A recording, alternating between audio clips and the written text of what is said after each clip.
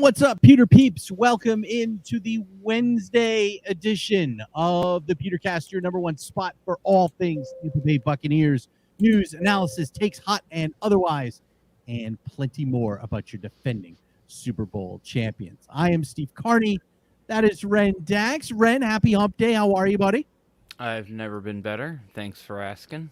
Yeah, it's always better when you're not having to do a Wednesday show or on a Tuesday when you're supposed to be working.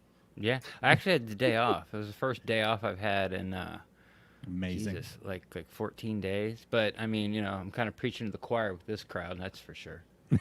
You certainly are, especially because of our guest this week. Again, Bucs hosting the Miami Dolphins this Sunday at Raymond James Stadium. It is a 1:00 kickoff. And joining us as we do, we go across the field every Wednesday to talk Miami Dolphins football, is our good friend Paul Pickens. Paul is the host of the On The FinSide podcast, which is also part of the Fansided Network, along with us here at the PeterCast. He also writes for FinFanatic.com. I know he's a part of that website as well. Paul, happy Wednesday, happy hump day. How are you, my friend? I'd be better if I could open up with defending Super Bowl champions there. I mean, jeez. Are you old enough? No, not quite. I know I got this white in the beard, but I ain't there yet. Were you old enough to see Marino in the Super Bowl? I wasn't old enough to appreciate Marino in the Super Bowl. I was born in 79. So it's, it was, ooh, neat. This happens. So, yeah. We'll be back next year. Mm-hmm. Yeah. Like every year, just like, a lot of the Pats fans had for a while. Yeah, when they had Brady. Yeah, so we will definitely get into the Dolphins and Bucs here this week. We've got a ton of good stuff to get to here, but seeing as Paul mentioned Tom Brady and his time with New England, and of course Brady last weekend going back to New England and leaving Foxborough with a close shave. And that is my awkward transition of the show as we get into. I'm like, no more Brady Patriots talk. Like that week made me hate the NFL. Like I did not enjoy that week at all. I'm like, this is just, oh my god, horrendous. It was just a little hyped. I mean, I didn't hear much about it. So, oh my god. Ugh. But anyway, you pulled off the. I pulled off the awkward transition of the show as we go to our first sponsor. Of course, the PeterCast is sponsored in part by Manscaped. And I have told a certain story about a certain guy that I was in the Navy with and his We should track lack him down of and have him on the show. I don't think we want to do that. Yeah, he reminds me of Steve Buscemi in Billy Madison. He looks like the type that would be looking to try and shoot people with a high-powered rifle. Get off the list. not for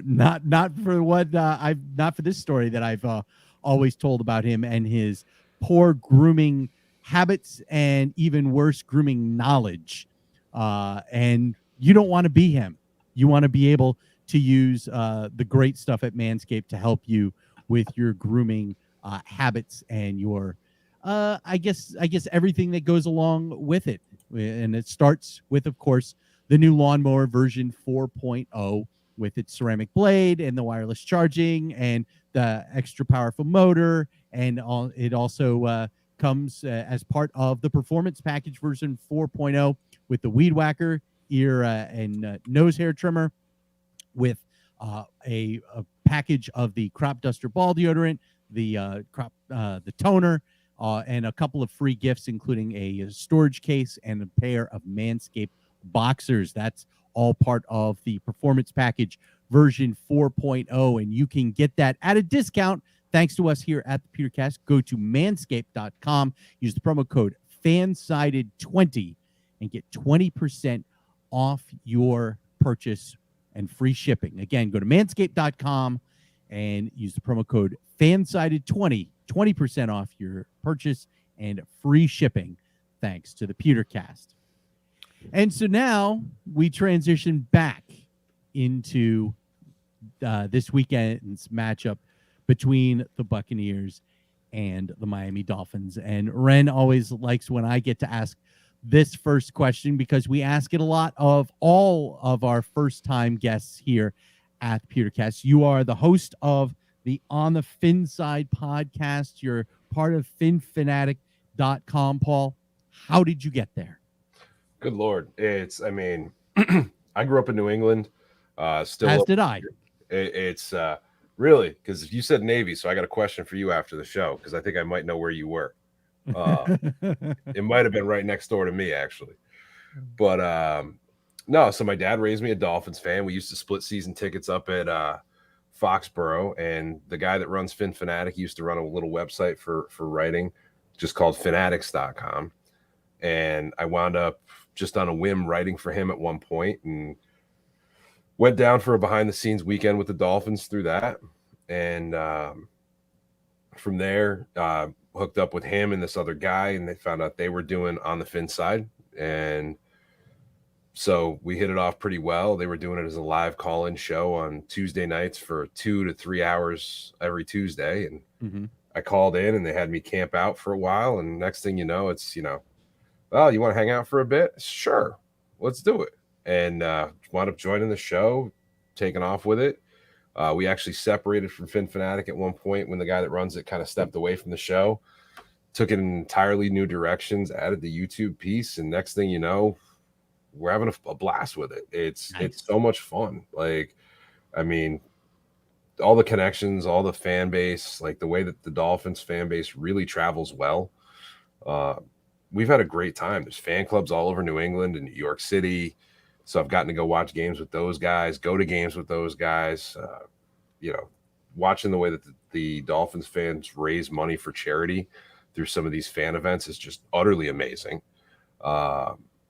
And really, it's just been a great ride with this. And it's fun to see where it goes, even though the team hasn't always lived up to it with us. Well, speaking about, not living up to it, there's a non-awkward segue. We started, last year, or I should say, like 2 years ago, it was, the tank for Tua. And then Tua's leg fell off, and he got better, and he fell to you guys in the draft, and he hasn't, I think it's fair to say that he hasn't sort of had the early success like the Chargers' Justin Herbert had. So I'll be honest, I talked to you, or I said this to you pre-show, like I don't really get a lot of Dolphins news. Like I don't watch network TV.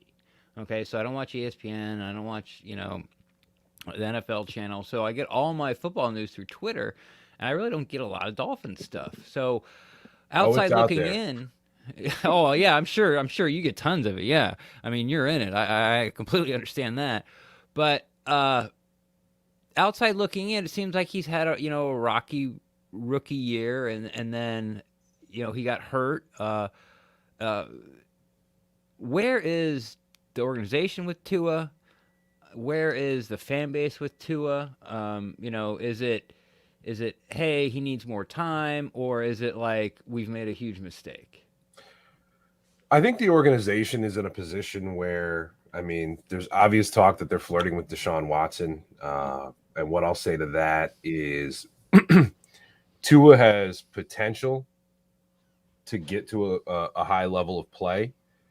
Deshaun Watson's already there if he's allowed to play again, which, we won't dive too far into that. I everybody knows that that's old news at this point as far as that piece goes. But for Tua, did he have a rocky rookie year? Absolutely. But he also, we have to remember, was just starting to walk again when the season started from that horrific hip injury at Alabama. And my goal for Tua last year was just, okay, can he survive an NFL season? Because he had a big injury history in college. And he did. And I won't factor the rib injury this year because he did try to play through it. And it really wasn't his fault that the Dolphins just went, oh, that guy's blitzing? I'm sure somebody's got him. And, AJ Epineza came in and just lit Tua's world on fire. But last year, too, with the fact that he was just barely getting to walk again when the season started, he hadn't developed his leg muscle. He hadn't been able to work on his legs all off season. And, you know, I don't know if you've ever tried to throw a ball without being able to drive off your back leg.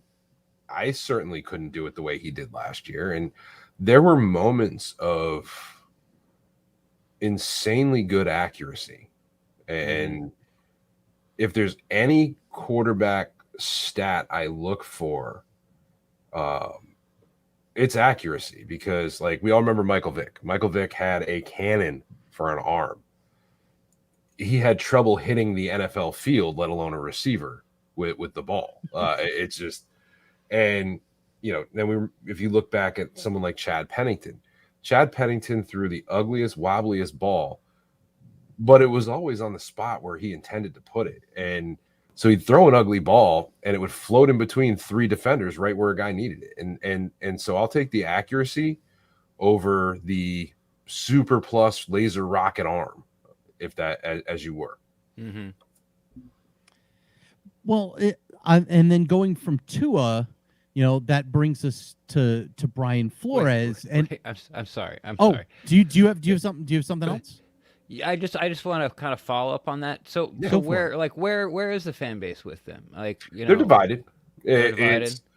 I mean, we've hit an era where everything's instant gratification. Yeah. And you know, Miami had Fitzpatrick last year, who had the maturity and, let's face it, had two healthy legs all off season, and at times could pull that magic out of the hat. And so between the fact that he couldn't get the drive off the back leg last year and they had Fitz magic on the bench, they were able to do somewhat of a hybrid, and fans want just healthy Tua to come out and set every record in the record book and bring you to the Super Bowl in year one.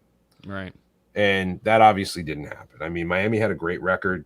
They just barely shaved off making the playoffs. If they had been in any division in the NFC, they would have been in the playoffs last year. It's so there was that. And then the fact that, you know, he came out in week one, played okay.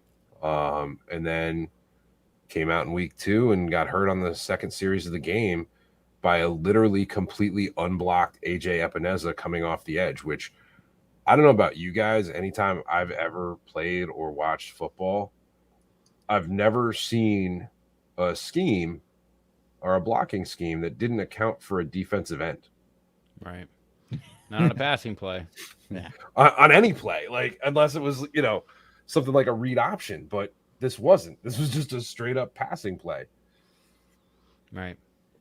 That's wild. You know, thinking about, you know, what caused Tua's injury. But you mentioned that the fan base is kind of split on Tua.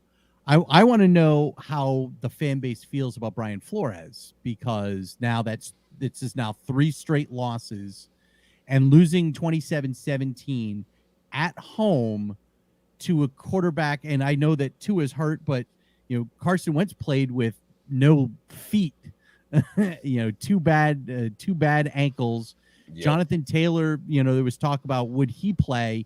He ends up playing, but you've got a banged up Taylor and Carson Wentz, who can't really do much of anything, but they go on the road to Miami and they come out with a win.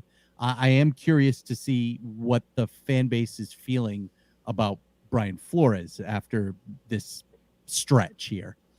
So the fan base is a little divided right now on this. I mean, if you asked a month ago, the Dolphins fans were gung-ho, in Flo we trust. That's my coach, you name it. But before I actually dive too far into that, I will mention as well, the Dolphins started last year 1-3. Yeah, they did not get off to a hot start last season, and they finished with double-digit wins. So it's certainly achievable. But what I will also say is the play calling has been poor. It's particularly on the offensive side of the ball. You can see the letdowns from that on defense. There have been a lot of critical mental mistakes. Last week against the Colts, the defense stopped them 3 and out, and then a lineman jumps off sides on the punt play and gives them a first down. Jakeem Grant muffed the punt return last week again. which I know we'll dive into that in a little bit since he's been in the news this week. Mm-hmm. The play calling on offense has been just bad. They've got two offensive coordinators, but it's come to light that neither offensive coordinator calls the plays. It's actually the quarterback's coach who is in the headset that's calling the plays. And it's like they're playing not to lose the first 3 quarters of a game.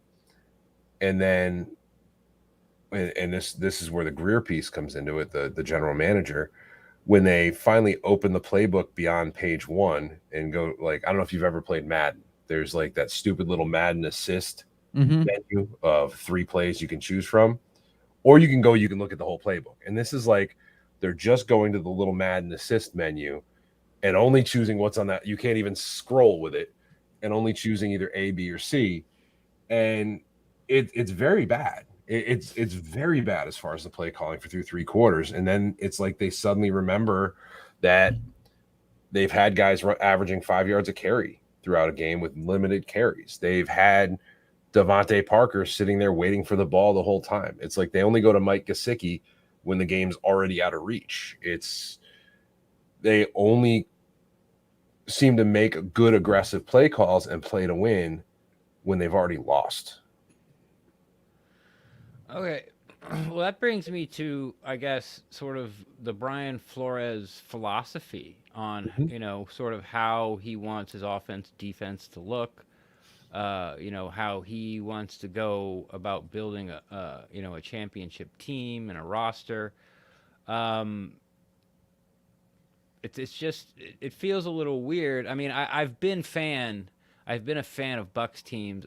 Everything you said sounds very familiar to me. I mean, years past where it's just they're not putting the ball in their playmakers' hands early. And then when it's too late, then all of a sudden now we start chucking all over the yard or start, pulling linemen. Hey, look, play action. Oh, it works.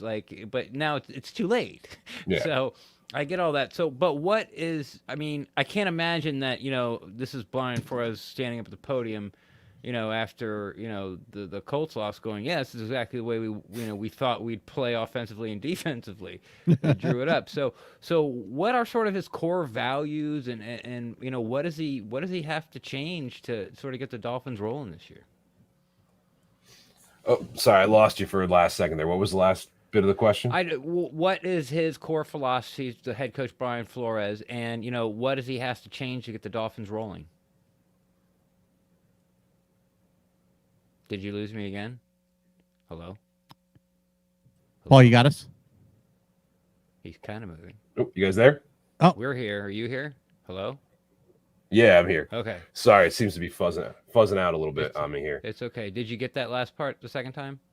I think I know what you guys were asking there, so I'll jump in with a supposed answer. How's that? All right, we'll see. So it's let's just guess in the dark at what we're answering and see how close I hit to the mark. It could be a fun new game. Let's see how it works. All right. Sounds like Brian Flores is play calling. Yeah, right. It's one of those phone commercials. Just call whatever, whenever.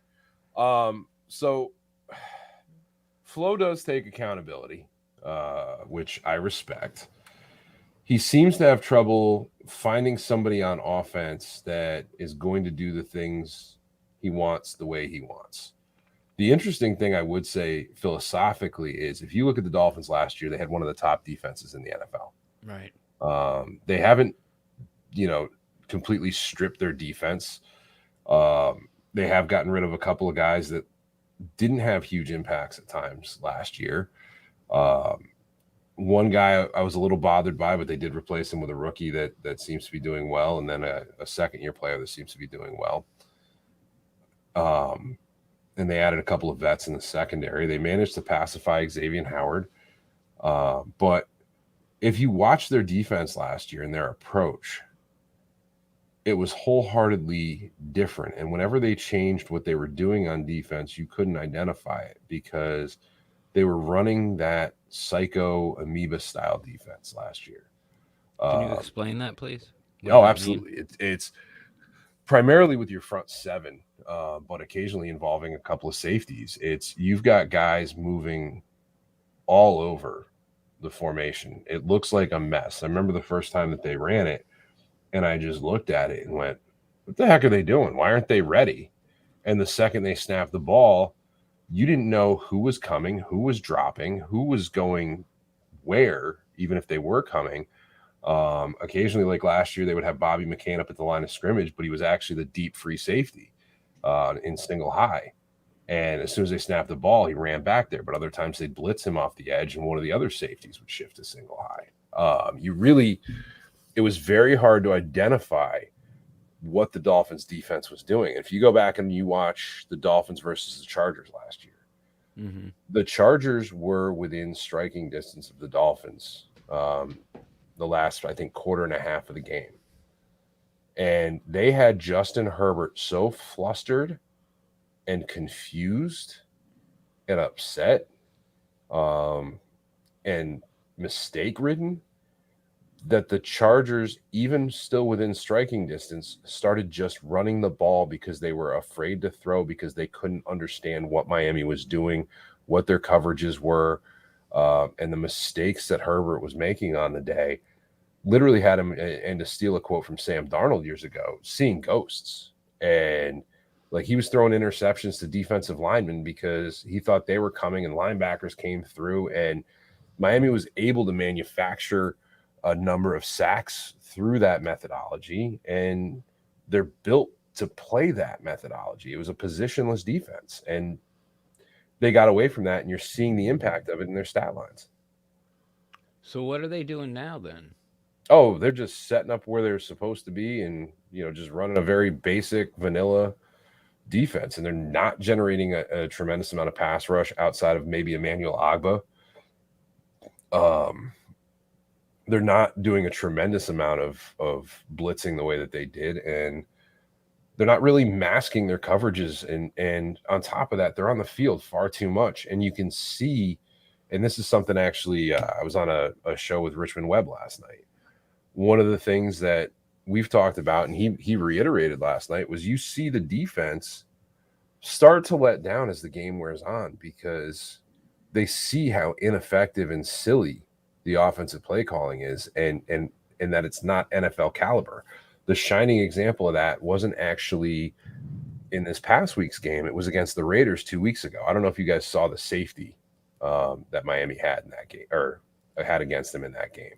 But Miami jumped out to a 14-0 lead. They were at the 1 yard line after tremendous play, and really playing with their backs in the end zone. And so I'm going to ask you guys, before I tell you the story, if you haven't seen it, what do you do at the 1 yard line with your back in the end zone? You run them up the center's butt. Right. Yeah. 100%. Miami came out 5 wide. And the old don't block the edge scheme. Oh no, it gets better. They ran a wide receiver screen where they dropped Jaylen Waddle back 2 steps into the end zone, threw the ball to him. The corner bit not a bit, saw it coming a mile away, and his only hesitation seemed to be like, y'all are really doing this? And then he basically came up and met Waddle as soon as he caught the ball for a safety 4 yards deep in the end zone. Like, I looked at my 9U and 7U offensive coordinators after that game, who are also Dolphin fans up here in New England somehow. And I told them, I'm like, if you ever made a play call like that with our 7U and 9U, I'd tell you to go sit with the other parents. Like, we'll talk about it after the game and see if you should be here anymore, because that's funny. It's so mind-boggling. And it's probably even more mind-boggling knowing that you can't go 5 wide really this week, because Will Fuller is on the IR now, and as you mentioned, Will Fuller's hurt. I know. Will Fuller, the bone china receiver, and Jakeem Grant, who muffed the punt, as you mentioned, is now a Chicago Bear in exchange for a 2023 draft pick, which, by the way, I didn't realize, and I said this today on the radio, I didn't realize that you could trade 2023 draft picks now. I thought you had to wait until draft day to get a 2-year 2-year draft on. No, there were people trading 2023 picks during this past year's draft. Yeah.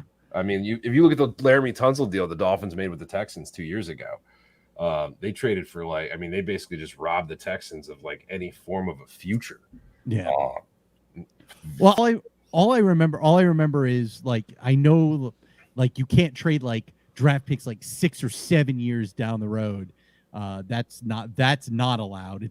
This is not the NBA where you can trade draft picks, in the next generation. But why would you with the general shelf life of a general manager these days? Like you're trading for future capital you're probably not going to see. Exactly. But I do want to ask about the wide receiver situation now with Fuller on the IR, with Jakeem Grant gone, and Devontae Parker and Gesicki really have had kind of slow starts here this year. I mean, what is Jacoby Brissett doing, to try and get some passing yards involved? Well, so that's really two different answers there. Miami could absolutely still go 5 wide on any given play. They tend to utilize Savon Ahmed as a wide receiver a lot. And on top of that, they still have 5 healthy receivers on their roster right now with Devontae Parker, Mac Hollins, Albert Wilson, Jaylen Waddle, and Preston Williams. In addition to that, I wouldn't be surprised if they bring Kirk Merritt up from the practice squad, who had a tremendous preseason and really showed a lot of promise in college. Beyond that as well, Mike Gesicki isn't a classic tight end. He's a big slot receiver. Yeah. And then you've got guys like Hunter Long that you could put on the active roster this week, who did a tremendous job as a receiving threat for Boston College. So you've actually got a tremendous number of options. It just feels weird to say because Miami, I believe, had 7 wide receivers on their roster and 5 tight ends after cutdown day. Mm-hmm. So they actually had, and on top of that, they've got running backs that can play wide receiver pretty well too. So you've got not only the option to run 5 wide, you've got a tremendous amount of options to run 5 wide there. Okay. But then, what is Jacoby Brissett doing then? Doing a tremendous job of evading the pass rush and a mediocre job of hitting wide receivers downfield. The play calling has him literally hitting receivers within 2 yards of the line of scrimmage until Miami gets tremendously behind. And then suddenly that's when you see guys like Mike Gesicki, like Devontae Parker come into the mix here. And really,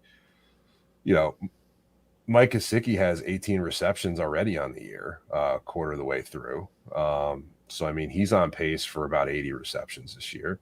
Devontae Parker, I believe he's got 72 receptions at this point. So, I mean, he's actually on pace for 1,000-yard season. And, it's Jaylen Waddle has 25 catches for far fewer yards than Devontae Parker at this point.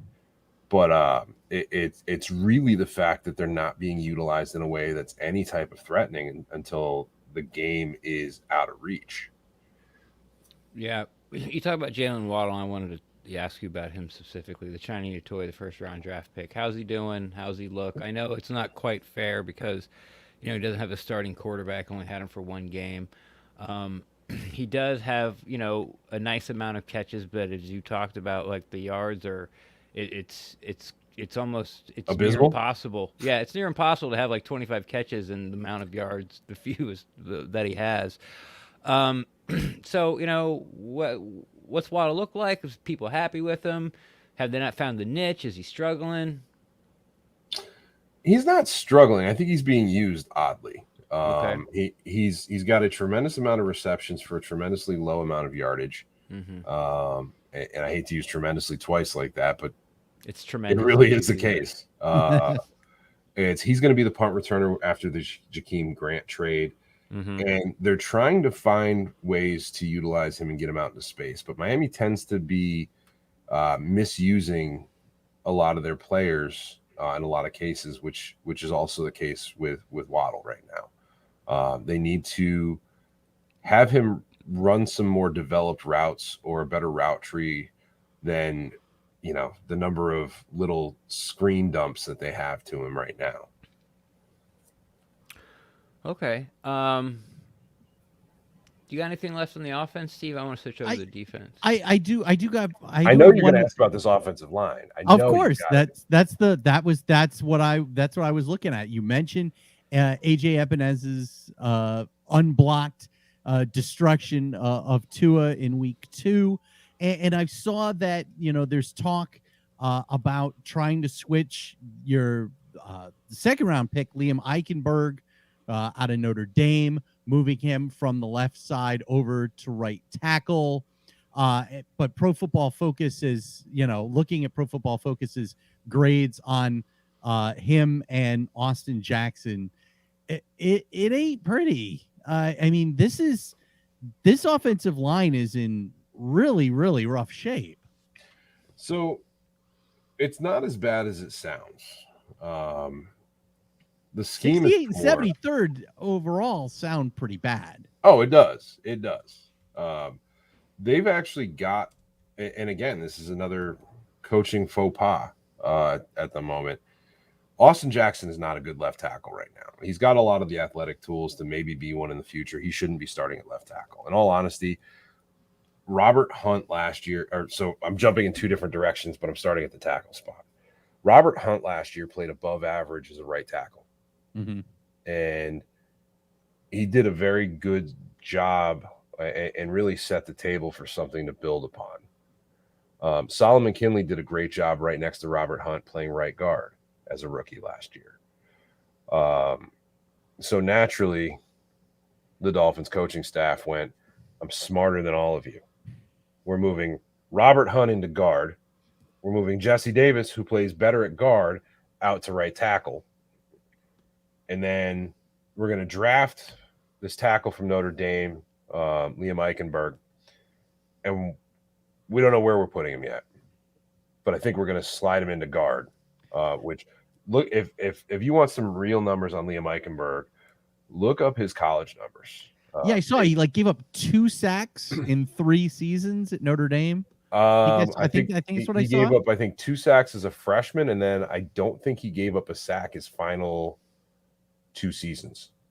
Yeah. So it's and barely any pressures. Which you want somebody to protect Tua's blind side. That's the guy. And he's had a lot of very good moments, but they've been sliding him around, and he's not a natural at guard, but he's played better than some. But he looked very good at tackle, and there were a few things that got graded against him that really weren't his fault per se. But again, they've got the tools to fix the offensive line. If only they could fix the blocking scheme, because end of the day, like that AJ Epineza hit where Buffalo just kept coming off that edge, untouched, unchallenged, unchecked. That's a schematic issue and a fundamental issue of your playbook when you're allowing a pass rusher to come in untouched. You don't have a back dedicated to that side in that instance. You don't have a pulling guard going over there. There is something broken in your scheme at that point as far as your blocking scheme goes. Okay, I want to switch over to defense. Absolutely. They're not playing this amoeba. Hard to tell what's coming in coverage. Any of the 11 guys can come at any time. Now they're just kind of getting in their positions early and standing there, and you have arguably the best cornerback in all of football, and Xavier Howard. Who else, as Bucs fans, should be looking at, or another way to put it, where's the strength of this defense? So, really, Miami has a lot of really good players on defense. Their defensive line is tremendous, even though they're not getting to the quarterback as far as sack totals go. They're putting a tremendous amount of pressure. They should get Raekwon Davis back this week, which will be very helpful for their front line. Jerome Baker is below a lot of folks' radar, but he's a great blitzer. He's good in coverage, and he's tremendous against the run and can play sideline to sideline. And then Miami's secondary outside of nickel corner, which I'll bring up. I mean, I would actually argue that Miami has the best cornerback tandem in the NFL in Byron Jones and Xavier Howard. Okay. It's Byron Jones has been a steadily improving player since he came into the league out of UConn. Was with Dallas. Miami signed him last year before the season. He came out and played tremendously last year, especially for somebody that gets challenged a lot, and actually pushed some challenges back Xavier Howard's way, which is why you saw him get so many interceptions last year. I mean, you don't challenge one of the best cornerbacks in the NFL enough to allow him to get that many interceptions unless his running mate on the other side is doing a tremendous job. Yeah, it's a great point. They've got two young rookies that play at safety, a rookie and a sophomore in Javon Holland and Brandon Jones, who both have done a lot of good work this year. Brandon Jones did a lot of good stuff last year. And then they've got McCourty at the other safety spot, who is a savvy veteran that Brady's going to be familiar with from up in New England. Mm-hmm. But then you've got Justin Coleman in the slot. And it's another case of it being mystifying to me that Nick Needham did a great job last year in the slot and showed a lot of improvement as the season wore on last year. He did a much better job than what we've seen out of Justin Coleman this year after being signed in the offseason. And Miami continues to trot Justin Coleman out on the field. I would expect Brady to target Coleman early and often if he's watching any form of game tape. That's I was just going to ask about when you talked about Coleman and do you think this is the big Antonio Brown? This is a game that Antonio Brown's probably going to get a lot of looks. I do want to ask you about Byron Jones. I saw that he did not practice today. Is that surprising? What's a little bit. I was looking at that myself here before the show. I mean, there's not a big report on that out there with him. I expect him to play this week, in all honesty. I mean, if he wasn't expected to play, we would have heard a lot more about it at this point, because that is such a critical player for the Dolphins defense. Okay. Taking a question from chat. There's always a fantasy football angle around here. Xavier Howard, does he follow the number one receiver? Did these guys, him and Jones, stick to their sides? What has Miami been doing this year? Miami typically will have them stick to their sides, but they will occasionally have X-follow a receiver. They had Byron Jones help out with the Darren Waller from the Raiders. So it really depends upon their matchups, and they will change that up depending on what their matchups are if they think they've got something favorable. Okay. Oh, is this the Mike Evans question? I'm looking at the questions right now. Yeah. I mean, yeah. He wanted to know if he should bench Evans because if Howard was gonna follow. It seems like to me with your problems with Coleman. I think Steve talked about Brown. I think it's Godwin's week. If Miami is gonna not try to disguise their defenses, and you think the worst player on their defense is at nickel corner, Chris Godwin could have a huge day. So anyway, that's what I have with that. Got anything on the defense, Steve? No, I think I don't have anything else going with the defense. Okay. Most of my stuff has been offensive. I'll jump in with a couple of things on defense that probably fly below the radar, because I know Landon Roberts had a pick 6 last week. He's one of those guys that he's a guesser. He's one of those guys that he will guess and he'll go 1,000 miles an hour. And I know Brady's going to be familiar with him, and he's going to be familiar with Brady from their time up in New England, where he even played some fullback when Brady was a quarterback. He had a pick 6 last week. He's the type of guy that is going to guess a hole on 4th and 1. And if he guesses right, it's a tremendous play for the defense. If he guesses wrong, it's typically a tremendous play for the offense. It's one of those goofy things. And then a couple of guys to watch in the front 7 as well for the Dolphins for you. Zach Sealer, who's built like Sully from Monsters Inc. He's one of those under the radar guys, but he does a tremendous job against the run and generates more pass rush than he should with the speed he has from that other defense, the more interior defensive end / DT position. Right. If Raekwon Davis does play, he is a great one to watch. Miami's second rounder from last year, who really came on as the season wore on. And then Andrew Van Ginkel is due for an explosive week coming off the edge from that outside linebacker / pass rusher position for the Dolphins. He's their long-haired wonder boy on the outside. And he had last year with Miami, he had a number of just huge game-breaking, game-changing plays coming from that position. He started out a little quietly this year, but he's a threat to turn that back on at any point in time.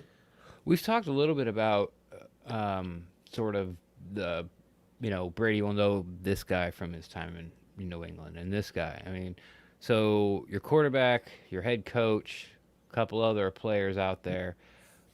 If you had to, I guess, judge this, do you think it's going to help the Dolphins out more being familiar with Brady, or is it going to help the Bucs out more with Brady being familiar with them?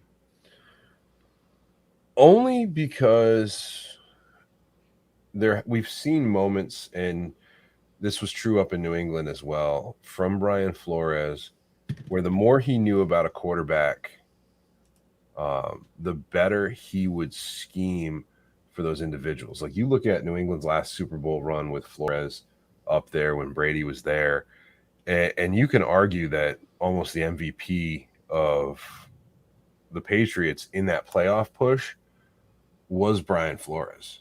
The schemes that he came up with, where he completely changed the defense every week based upon the tendencies of the opposing offense, right, were astronomical. He shut down some high-powered offenses and made them look piddly and poor and like unplayoff worthy in that run up to the Super Bowl that season. So if he is able to play off of Tom Brady's tendencies and scheme the defense up properly for that edge could go to the Dolphins. I mean, because Brady's time in New England, a lot of these players were not in Miami when Brady was up there. Right. Miami has churned their roster heavily over the past couple of years. So it is a different roster than what Brady is used to from the Dolphins. The interesting thing for me, actually, and it was a little heartbreaking to look at, was when I looked at your coaching staff for the Bucs and saw that under Bruce Arians, it's, Keith Armstrong, former Dolphins coach, Todd Bowles, former Dolphins defensive back and, interim head coach Todd Bowles, who was a tremendous defensive coordinator. And I really should have been a shoo-in for that job with the Dolphins when, after being the interim coach and leading them back a few times. Byron Leftwich got kickstarted with the Dolphins. You have a very Dolphin-themed coaching staff up there in Tampa. You can have Keith Armstrong back. You know what? After last week, don't threaten me with a good time. Yeah, that's true. Yeah. It's kind of after last week, it's hard to cry poor mouth on a special teams. With what happened to you guys last week. Okay, last one from me. Game's over. 0-0 in the fourth quarter. You look up at the scoreboard. Dolphins have won the game. How'd that happen? What has to happen for the Dolphins to win this game? Brian Flores has to rip away play calling from his coordinators right now. Okay. Force them to open the playbook up like they have been in the fourth quarter the past few weeks. And additionally, you see Miami get back to what made their defense so great last year. If they can get back to that psycho amoeba defense, the sky's the limit. Their personnel is designed around that. And you probably saw Xavier Howard pick Brady off a couple times if that brings a Miami win home. All right. Yeah, that sounds like it's gonna take all that and then some for win number 2 on the not year. a lot of optimism coming from you, Paul. No. I mean, the thing is, the talent is on this roster. Just The haven't put it talent is together yet. absolutely there, and that makes this a team that can explode on anyone in any given week. The Right. coaching, especially from the coordinator spots this year, Hasn't has put been them in the very positions.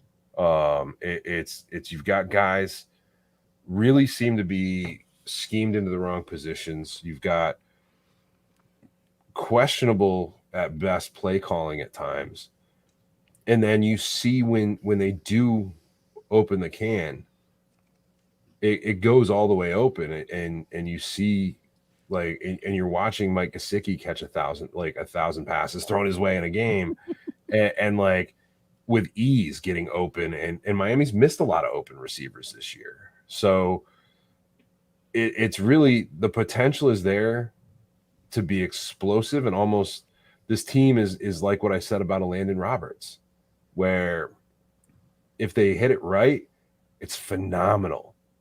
And when they hit it wrong, it's so bad. So we should be hoping for a lot more of the bad, and hopefully being down or being up big in the fourth quarter, so we can maybe actually see the play calling. Yeah. Now I got to ask you guys though, how's Yeah. Jaylen Darden been this year? He was a guy I was so into in the draft. Non-existent. Yeah, I was gonna say almost non-existent. He's only been Really? active for one game because we have our punt returner is Jaden Mickens. Yep. It was more of a, with this team, you don't have to put people in positions they're not ready for yet. And they felt Darden, he hadn't quite learned that he's not the fastest guy on the field anymore. can see So that. he would give yardage away to try to get around the edge and then end up losing yards. He did it in a preseason game where he had the first down and then gave up yards and then got tackled and didn't get the first down, ended up being third down. They're not mad at him, and they don't think that there's anything wrong with him. It's just that they trust Jaden Mickens has more experience. He was out for one game. Mickens came in, did the punt return duties, muffed one, but he fell on it, and he had a couple of, he got the yards that were there, and then they threw him one screen pass, which, everyone was sort of excited about, like, get this guy out in space, kind of like what you guys are looking with Waddle, and see what he can do. And Chris Godwin missed the block on Ramsey. It was a Rams game, and Ramsey came in and dropped him as soon as he caught the ball. So that's been the Jaylen Darden thing. People are excited about him when you watch him in training camp, like super fast. His ability to go from receiver to runner is lightning quick. Yeah. And we're excited about him, but you got Mike Evans, Antonio Brown, Chris Godwin, and then Tyler Johnson, the third-round pick last year, made huge catches in the playoffs for us. We used to have Scotty Miller. He went on IR, but you had Scotty Miller in front of him. So Plus Gronk and OJ Howard and Cameron Brate. It's just he will be. Jason Light, the GM of the Bucs, said this, after the draft or going into the draft, and he said, looking at this, going into this draft, it's going to be more about like in 2 years where you're going to look back and go, I'm really glad we have this guy.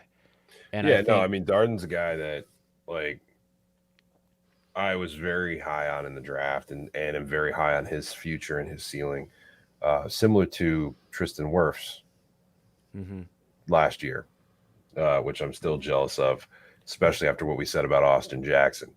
Right. Now, I got to ask you guys as well.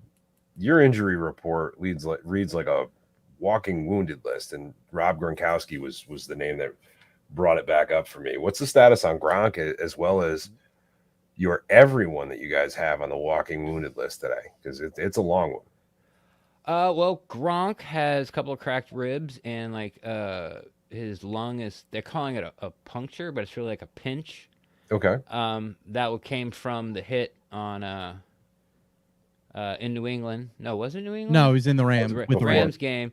He got X-rayed. He actually came back, but then so he's got some micro fractures in the ribs, so he probably won't be back. The entire starting secondary, as far as the corners go, are all out. Yeah. Carlton Davis, who's a very underrated corner, I hurt his quad on a punt return. Yeah. They put him in. He had hamstring issues, and then they were like, "Oh, we'll put him in here for special teams for a punt return," and he hurt his quad, so he's down. Sean Murphy Bunting got hurt when Antoine Winfield ran him over, and he hurt his elbow. That was week 1. That was week 1, and now Jamel Dean also is nowhere to be seen. Got a banged up knee. Yeah. And Jason so Pierre-Paul missed last week with his shoulder. Yeah. He's on there. Who else popped up on there? Patrick O'Connor. He's a rotational inside guy, probably 4th, 5th. Did you mention Antoine Winfield? Because I know he's somebody a lot of Dolphin fans were high concussion. Yeah, he left last week's game with concussion, and he's probably not going to make it back for this game because of concussion protocol. But the Bucs really run a 3-safety rotation with Mike Edwards out of Kentucky and James Whitehead out of Pitt. Not James Whitehead. Jordan Whitehead. Jordan Whitehead out of Pitt. Whitehead's the big thumper, plays in the box, probably the hardest hitter on the team. And then Edwards is the center fielder, sideline to sideline ball hawk guy. Yeah, ball hawk had 2 pick sixes in the Falcons game. So yeah, so the secondary for the Bucs is what's a polite way of saying it, Ren? Unproven. Yes. Yeah, I mean they're going with Richard Sherman, who played last week against the Patriots after getting just 3 days of practice. And then they've got Desir and who else? Ross Cockrell. Yeah. That's right. And Ross Cockrell's like a 4th corner. He's a great 4th corner, but problem is he's a 4th corner. Yeah. So he'll be playing, and then he'll be playing in the slot, and then opposite Sherman, if Carlton Davis doesn't come back, is going to be a guy on the practice squad. So it's Todd Bowles is going to have to do some things to help the back end out. And if that absolutely. Means don't allocate so much. You're going to have to generate a pass rush. Yeah. So, but he's going to have to do some things. Like last week, I even saw he had Shaq Barrett back in coverage in the middle of the field quite often, and he looked okay. He forced a fumble, wouldn't get burnt. But he's such a good pass rusher. It's true. Strip him back there like but that. Short-term sacrifice for long-term gains. It's just that's how bad the secondary is right now.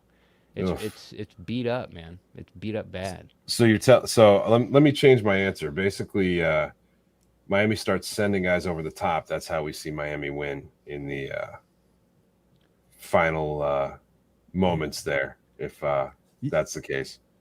Yeah, if you can get Jackson to actually perform like an actual offensive lineman and not like a stick in the mud. Yeah. Or give him a lot of help. Right.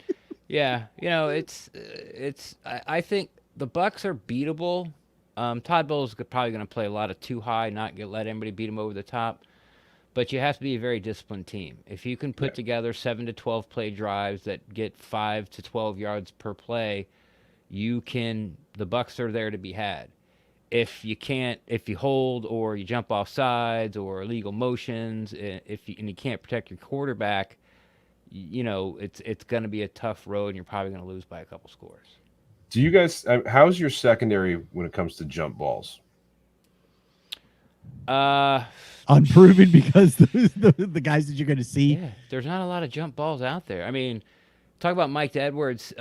He's a ball hawk. Carlton Davis will knock it down. He kind of has hands of stone, but he's not playing right now.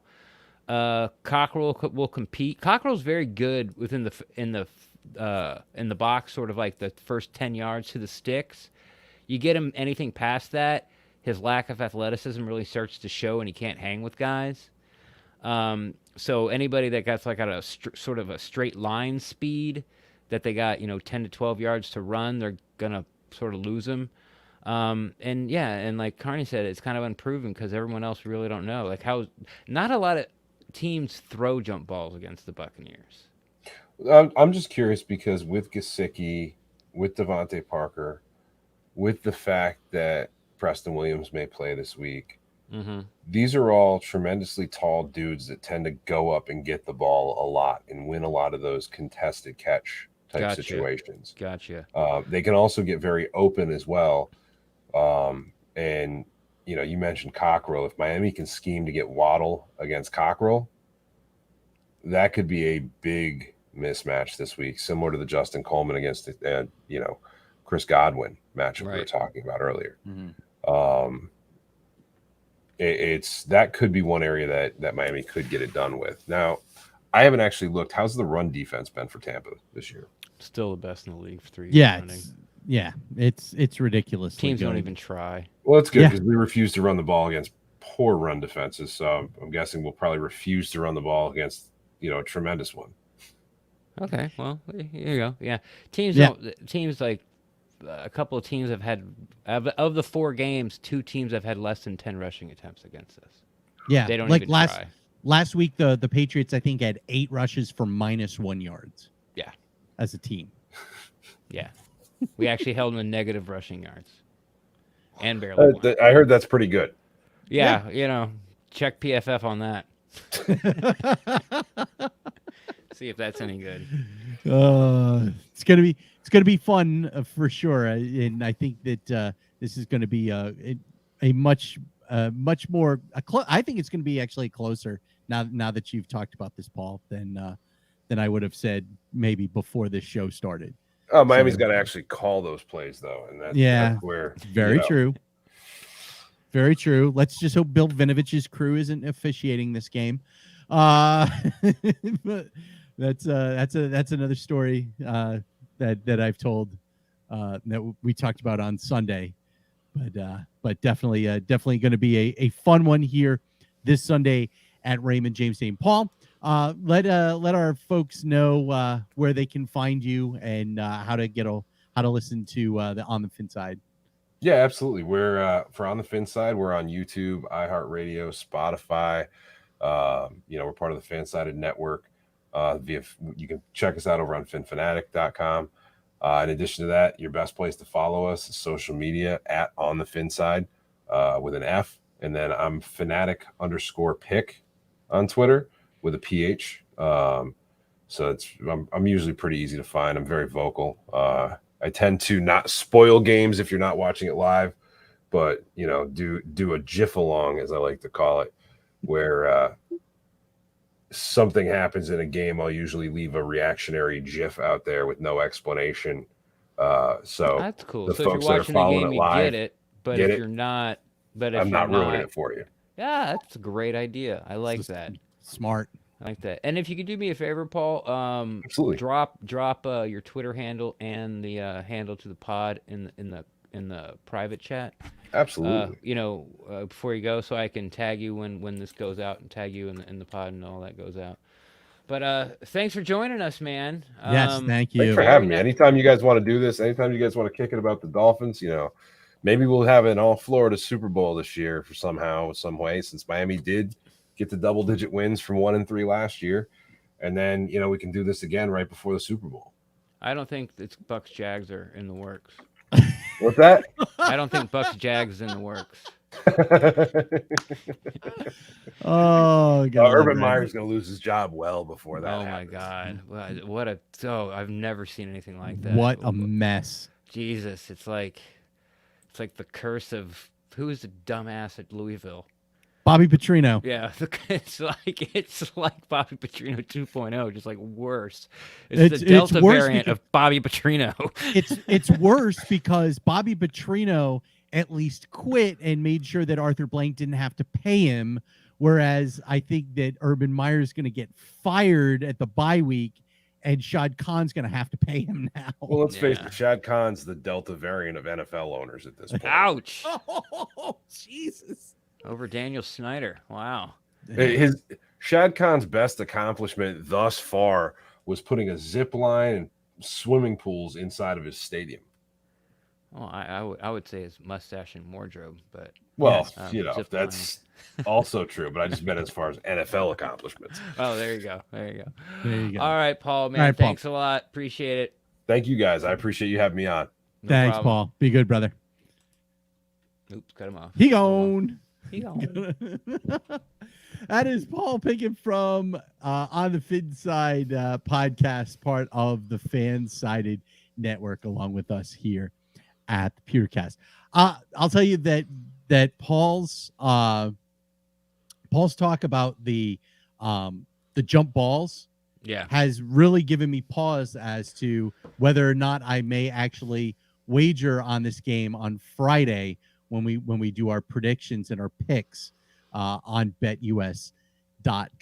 And the PewterCast is sponsored by betus.com, the leader in online wagering. Again, 27 years in the business of paying its customers, and you can get all of your NFL, college football lines coming up here very soon. Both the NBA and the NHL will be starting, and they'll have those lines. You can bet on UFC fights, on PGA rounds, and of course, Ren's favorite, the ponies. The And you ponies. can do at betus.com. Again, call 1-888-MY-BET-US or go to betus.com and use the promo code in our YouTube overlay there. Promo code PewterC, that's the letter C, 125. And that will get you a 125% sign-up bonus. So if you sign up, use the promo code PewterC125 and deposit $100, you get $125 in bonus cash. So you're actually playing with $225. And if you're a Bitcoin freak, you can use crypto and actually get even more of a bonus by using PewterC the same way with the number 200 when you go to betus.com. Betus.com, you bet, you win, you get paid. BetUS is a sponsor of the PewterCast. Yeah, also the best way to support the show. Yes, it is the best way to support the show. Though we like any way that you support the show. The best way is through BetUS. We also like it if you're watching on YouTube to hit that subscribe button. The bell, the notification bell is always a big plus as well, in order to make sure that you never miss a single one of these episodes. So what did you take away from Paul's comments there, Ren? Well, let's start with where we started the interview. So with Tua, I thought it was very interesting that how he talked about how he really didn't have the strength back in his back leg to be able to drive the ball down the field. Mm-hmm. And his point is, we know that being sports fans of any team, you want the new toy to be, a Hall of Famer right out the gate.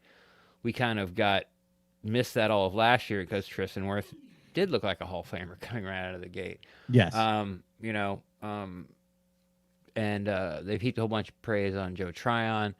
There's started to be a little bit of pushback on him. Then he comes in with 2 sacks. So that'll go away for a while. But if I was a Dolphins fan, I'd still be very optimistic about Tua because it's not like he didn't forget how to throw the football. He just sort of has to relearn it, through therapy and things like that. So we started there. But what I guess what I found most interesting was sort of in Brian Flores' 3rd year, he doesn't have a handle whatsoever at all, at least according to Paul, about their offense. Yeah. And who's calling it. And you got 2 offensive coordinators, and then the quarterback coach is calling the ball. So those guys are really offense assistants, like I'm a game plan assistant is what you really are. Yeah. I haven't watched a lot of Dolphins games, and so I don't, and I feel bad, sort of not going 100% in on what Paul said about as far as their play calling and stuff. I think he knows what he's seeing. I would just like to be able to ask, Coach Flores, with Paul's concerns about why is the offense so conservative until it's too late, and see what he has to say with that. And then I guess the defensive philosophy, again, he in his 3rd year, starting his 3rd year, and they went from a really good defense with a really creative type of scheme and they've changed it, and it seems to have not been nearly. It's not working as well. And Paul's right. Like that's a very very good Mhm. cornerback duo Yeah. in Jones and Howard. So, like he said, like they have a lot of players and a lot of pieces. They just haven't put it together yet. And it just sounds like right now the Dolphins just don't have like a tier 1 coaching staff.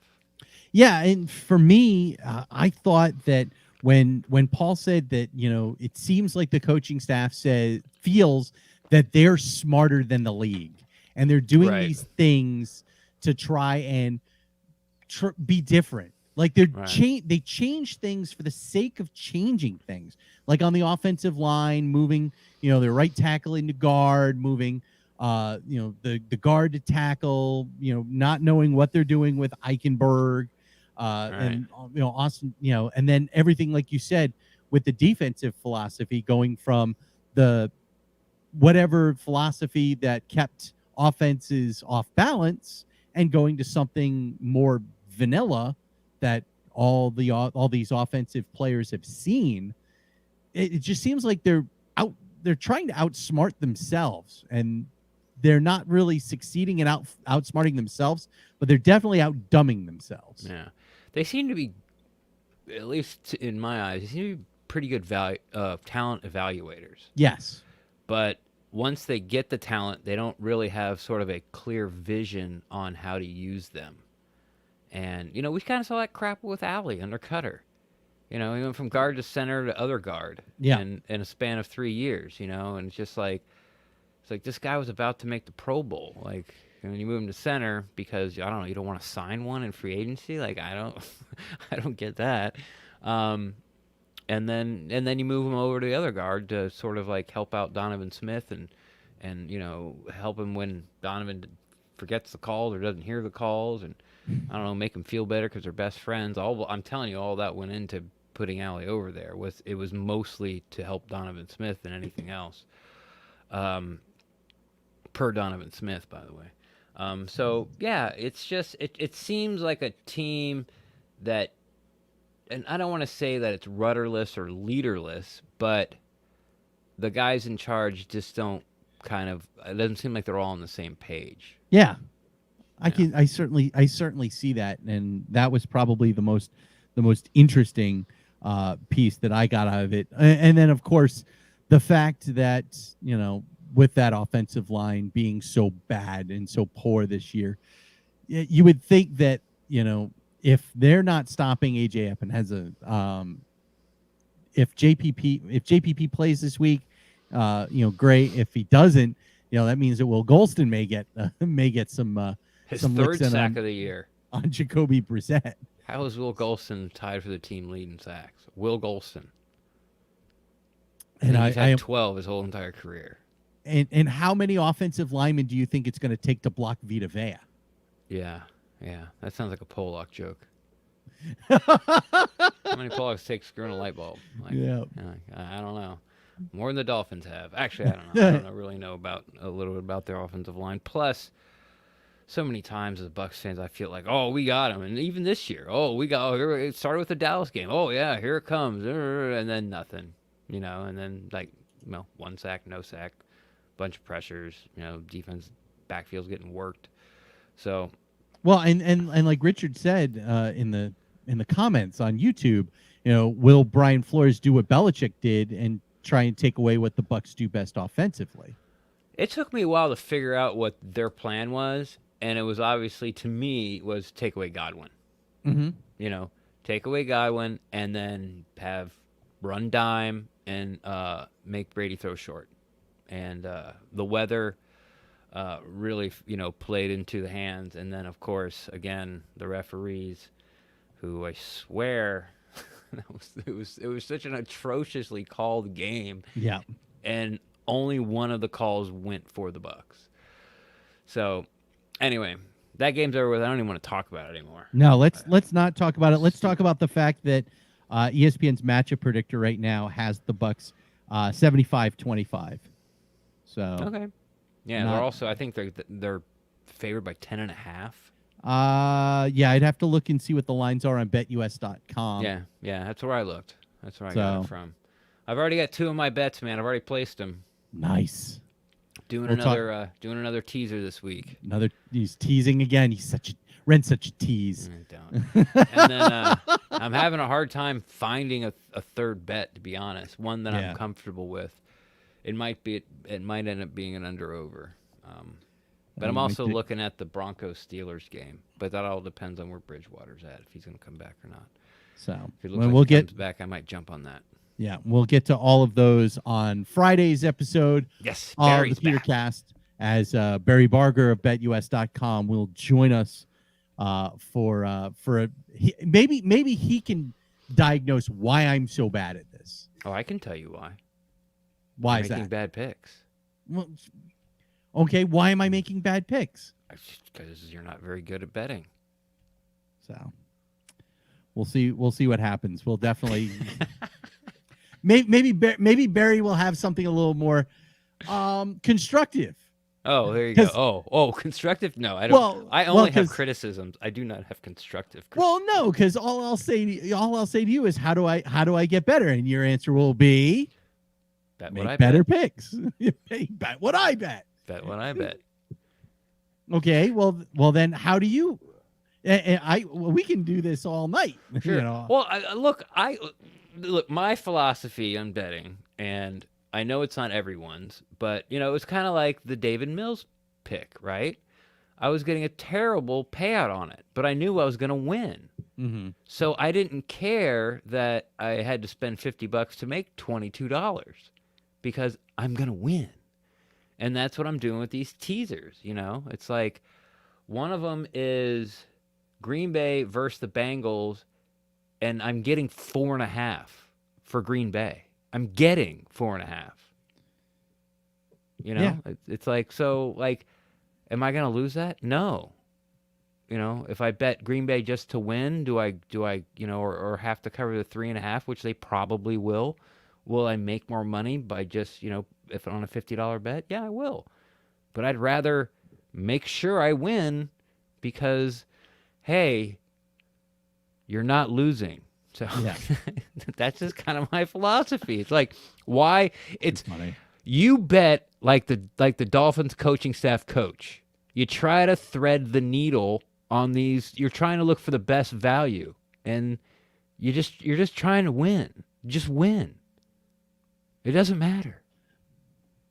So we'll see what happens. I saw in the comments someone asking about Stephon Gilmore. I want to save that to Friday.